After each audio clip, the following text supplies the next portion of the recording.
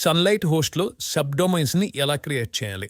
ముందుగా మీరు control panel cPanel open చేయండి. ఈ యొక్క కంట్రోల్ ప్యానల్లోకి ఎలా లాగిన్ అవ్వాలంటే మీకు 2 ways అయితే ఉన్నాయి.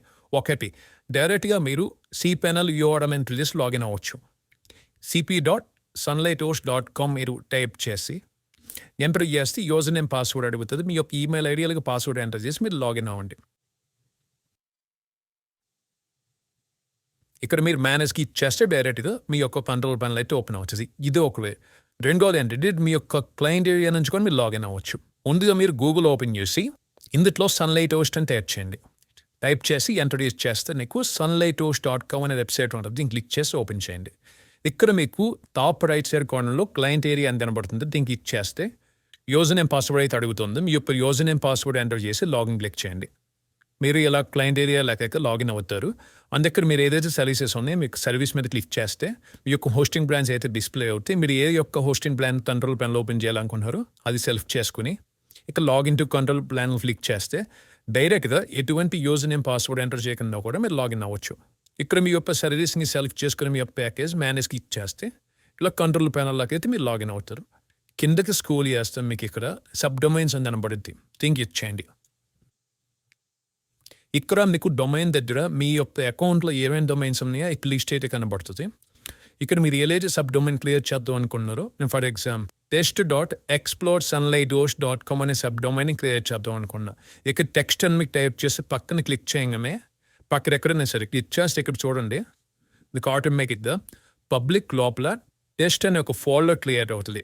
అందుట్లో ఈ యొక్క సబ్ డొమైన్కి సంబంధించిన ఫైల్స్ ఇక్కడ సేవ్ అవుతాయి. ఇక్కడ నేను క్లియర్ సబ్ డొమైన్ క్లిక్ చేశాను. సబ్ డొమైన్ అయితే సక్సెస్ఫుల్గా క్లియర్ అయింది. కిందకి స్క్రోల్ చేస్తే ఇక్కడ మీరు క్లియర్ చేసిన సబ్ డొమైన్ ఏదైతే ఉందో సబ్ డొమైన్ ఇది ఈ యొక్క సబ్ డొమైన్కి సంబంధించిన document root is nothing but ఈ యొక్క సబ్ డొమైన్కి సంబంధించిన ఫోల్డర్. ఈ యొక్క ఫోల్డర్ మీకు ఎక్కడ కనబడుతుంది అంటే మీ యొక్క హోస్టింగ్ ఓపెన్ చేసి ఫైల్ మేనేజర్ ఓపెన్ చేయండి. ఇక్కడ మీ యొక్క సబ్ డొమైన్ డైరెక్ట్ రూట్ ఏంటి, మీ యొక్క సబ్ డొమైన్ ఫోల్డర్ ఎక్కడ ఉంది, పబ్లిక్ HTML అనే ఫోల్డర్ లోపల టెస్ట్ అనే ఫోల్డర్లో ఉంది. పబ్లిక్ HTML అనే ఫోల్డర్ లోపల టెస్ట్ అనే ఫోల్డర్లో ఈ యొక్క సబ్ డొమైన్కి సంబంధించిన ఫైల్స్ అన్ని ఇక్కడ సేవ్ అవుతాయి.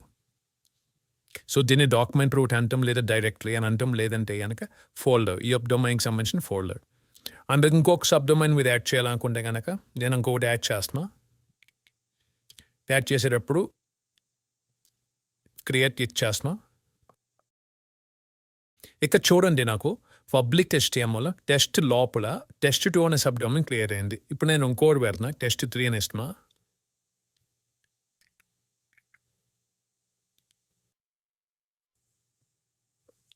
కిందకి స్క్రోల్ చేస్తే క్రియేట్ అని చూడండి. అంటే ఇక్కడ చూడండి సేవ్ దమ్ తిప్పాను కాబట్టి నాకు టెస్ట్ లోపల test2 అనే ఫోల్డర్ క్రియేట్ అని చూడండి. ఒకసారి నేను ఇది రిఫ్రెష్ చేస్తున్నా.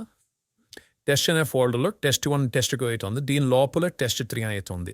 సో ఇలా కాకుండా మీరు కావాలంటే మార్చుకోవచ్చు. ఇప్పుడు దీని దగ్గరే test2 అని ఇచ్చి అప్డేట్ క్లిక్ చేస్తే మీకు మారుతుంది. అంటే పబ్లిక్ లోపల test2 అనే ఫోల్డర్లో ఎక్కువ సంబంధించిన sub domains and files save అవుతాయి. అలాగే ఇక test3 అని ఇచ్చారు. లేదు మీరు ఇక్కడ క్రియేట్ చేసేటప్పుడే ఇప్పుడు నేను test4 అని ఇస్తానా. ఇక్కడ మీరు క్రియేట్ చేసేటప్పుడే ఇక్కడే మీరు ఇవ్వచ్చు /test4 అని ఇవ్వండి. అప్పుడు ఏమైందంటే మీరు క్లియర్ సబ్ డొమైన్ క్లిక్ చేయండి. కిందకి స్క్రోల్ చేయండి. ఇక్కడ పబ్లిక్ తర్వాత ఒకసారి నేను ఇక్కడ పబ్లిక్ ఫోల్డర్లో test4 అని వస్తుంది చూడండి, వచ్చింది చూసారా. ఈ విధంగా మీరు డైరెక్ట్గా సబ్ డొమైన్ క్రియేట్ చేసేటప్పుడు డాక్యుమెంట్ రూట్ అనేది మార్చుకోవచ్చు. అని మీరు అబ్జర్వ్ చేస్తే ఇక్కడ నేను మార్చాను కదా, ఇక్కడ నేను test2 test3 అని మార్చాను, పబ్లిక్ లోపల వచ్చేటట్టు పెట్టా. కానీ నాకు ఇంకా ఫోల్డర్స్ క్రియేట్ అవ్వలేదు. సో మీరు ఫస్ట్ క్రియేట్ చేసేటప్పుడే ఇక్కడ సబ్ డొమైన్ క్రియేట్ చేసేటప్పుడే ఏదైతే ఇస్తారో అది మాత్రమే క్రియేట్ అవుతుంది ఫోల్డర్. తర్వాత ఒకవేళ మీరు రీనేమ్ చేస్తే ఇక్కడ ఏదైనా అప్డేట్ చేస్తే నీకు అది ఆటోమేటిక్గా క్రియేట్ అవ్వదు.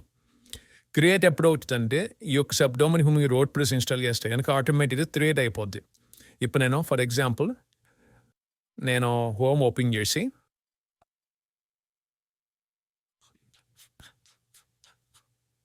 ఇప్పుడు నాకు లోడ్ అవ్వలేదు, ఒకసారి వెయిట్ చేయండి. ఓకే, ఇక్కడ నేను WordPress అనేది ఇన్స్టాల్ చేద్దాం అనుకుంటున్నాను సబ్ డొమైన్లో. test2లో చేస్తున్నాను. ఇన్స్టాల్ క్లిక్ చేస్తే ఇవి ఇన్స్టాల్ అయిన తర్వాత ఆటోమేటిక్ అయితే నాకు టెస్టెడ్లీ అని ఫోల్డర్ క్రియేట్ అవుతుంది చూడండి.